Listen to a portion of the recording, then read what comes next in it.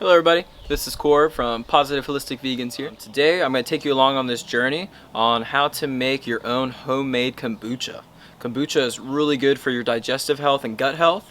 I've been drinking kombucha for about 3-4 years now, and I've been brewing it myself at home for the past 2 years, but I haven't really figured out the recipe until a few months ago. So I'm going to take you along on my journey today, start to finish, how to make your own kombucha.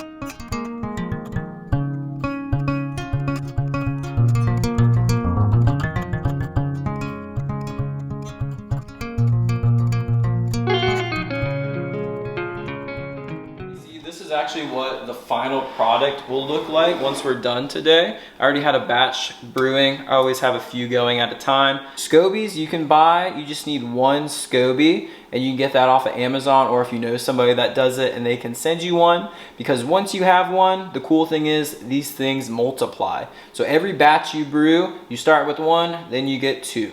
So then you're able to do 2 batches of kombucha at a time, and so forth. The cheesecloth and the rubber band is here. Why not just put a mason jar lid on this? When you put this SCOBY, the live bacteria, in there, it is going to be eating the sugar that you mixed inside with the tea, and it's going to release ethanol, and that's why the cheesecloth is here, so the ethanol is allowed to escape. It is also here because when you use your kombucha and you're brewing it, you need to put it somewhere dark. And this just allows, just in case if there's no gnats or any bugs to go inside of it, because then your kombucha would be contaminated.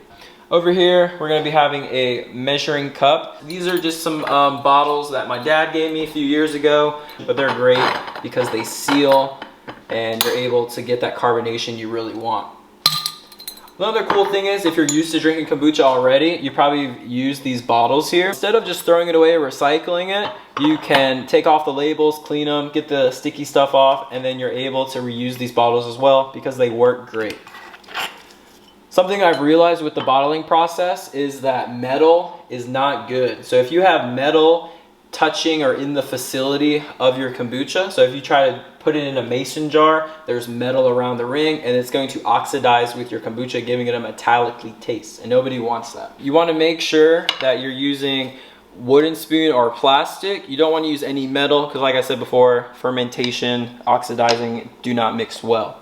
Over here I have some pots that we're going to be using to brew our tea in today. This one is going to be for the added flavoring that we're making at home, homemade. And then this larger one is going to be for when we're making our new batch of tea. I have a Meddler pestle and mortar, you may know it as.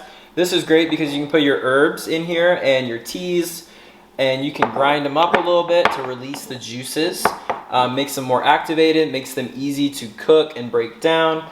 Brings out the flavor in your kombucha. I have some fresh mint that's from the garden. It really smells phenomenal. This whole kitchen is smelling like fresh mint.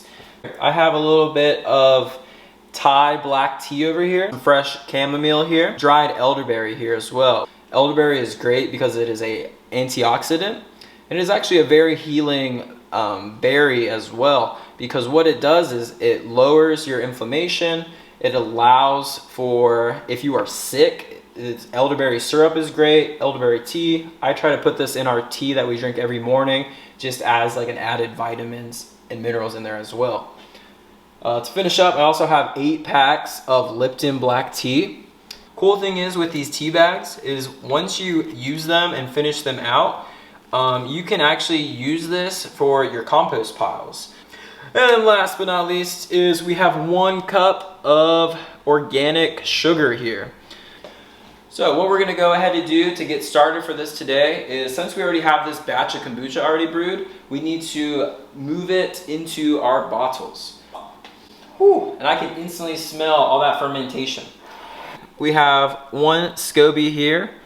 Some people get freaked out about it, but as you can tell, it's still healthy. There's no mold on it. So if you ever grow this, if you're ever brewing it on your own and you see mold on it, your batch just needs to be thrown out. And we actually have a second SCOBY. So this was the one I originated with. It has little bubbles. Those are natural. It's part of the ethanol process of releasing.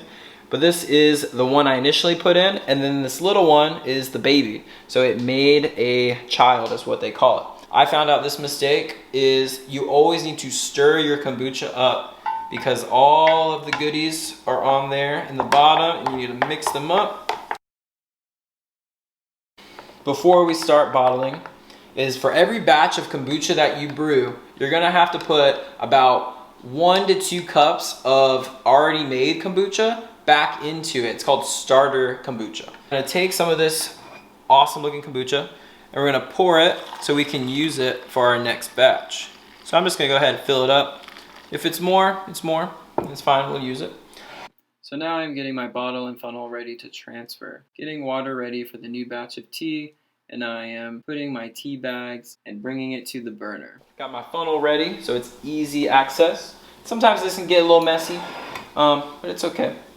So go ahead and I fill it up. And remember, it is gonna be carbonated. And you wanna leave plenty of space so we can put our flavoring on top of that. So you don't wanna fill it up all the way, so that's pretty good. If you want something a little more sweeter, then you put less kombucha, more of your other flavoring that you put in. Or if you don't like them as sweet, like I don't, you put a little more kombucha.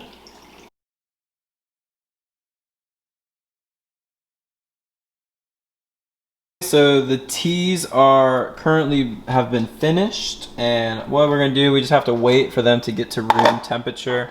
So what we're doing, I'm just gonna take that off, and then you just have to wait, turn off your burners, and let the your teas come down to room temperature. If your tea is too hot, it will kill and destroy the SCOBY in there. So we're gonna let that cool, and we'll be back as soon as that's ready to go.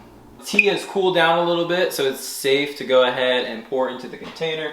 You don't ever want to burn yourself, but you want to keep it a little warm so you're able to mix the sugar. So what I'm going to do here, I also, in the meantime, I took the SCOBY mix over here, put a little cheesecloth over it so nothing would, no bugs or anything, gnats would find its way into it. Take your tea bags, get them out of here. You just have to go with it. Little mess is okay. My 1 cup of sugar. Putting it in. Grab my spoon. We're gonna go ahead and give that a good mix in. Mix all of the sugar up. Rest of it up with some cold water. That will help cool down the temperature. All right. And when you're doing this, you want to make sure that when you feel the glass, you're not feeling any warmth, because if the sweet tea now is hot, you will kill the SCOBY, and then you won't have healthy kombucha. But mine feels pretty good right now, so I'm gonna go ahead and I'm gonna put my SCOBY, which is the bacteria, in here. So you have 2 of them now, if you've done this before. So all you need is 1 of them. I'm gonna put the bigger one in here, so I'm just gonna plop it right in. And it actually looks like I have a little bit too much water in here. So I'm gonna have to pour some of this out.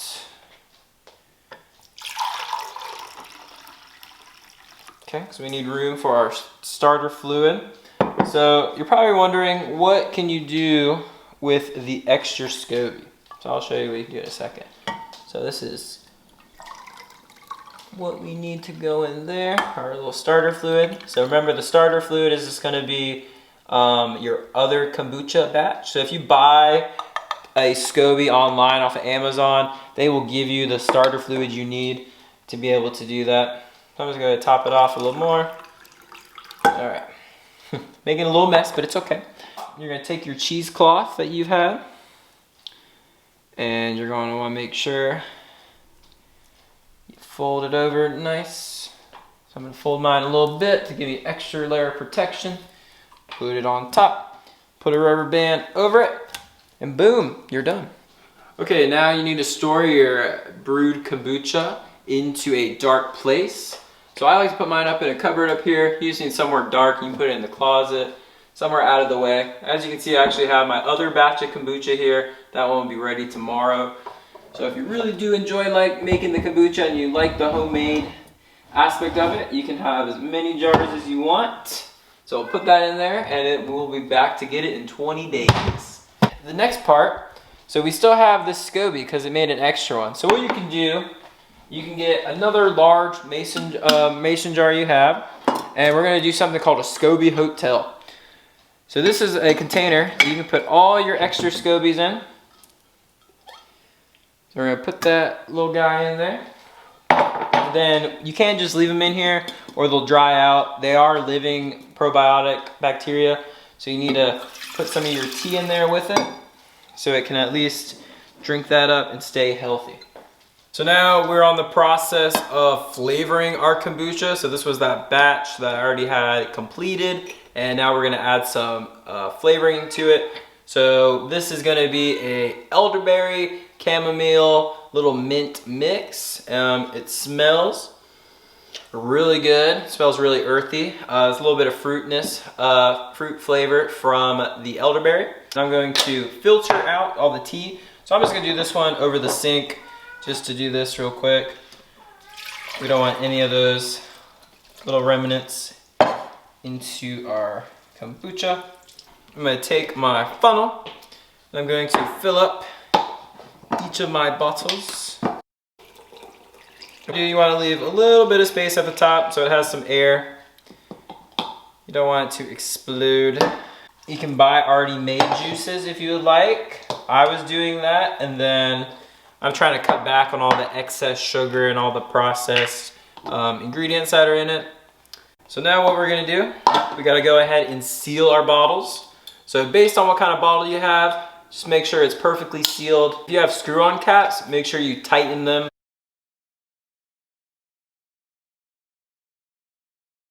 Now you just wait.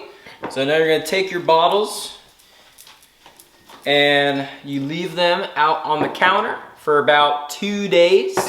I like to do mine maybe 3-4 days to get that extra carbonation. You have to be careful also when you go to open it that they can explode if you open them too quick. So actually what I'll do for you, I'll demonstrate one that was already done. This is a batch of kombucha that I have that I did last week. So I'll show you if I go in here, you know what, do it for the YouTube. So here we go, like a little champagne pop. Get a little bit of smoke, a little CO2 coming out. That's all natural. But yeah, enjoy. It tastes like store-bought kombucha. Hopefully this next batch will be just as good. If you have any questions, please put them down in the comments and I will answer them. If you enjoyed this video, please give it a thumbs up. And like always, if you enjoyed our content that we have on The Positive Holistic Vegans, please subscribe to us. We also have our Instagram that we post a lot of great pictures and a lot of health tips throughout the day. And that's going to be in the description as well. Have a phenomenal rest of your day, and namaste.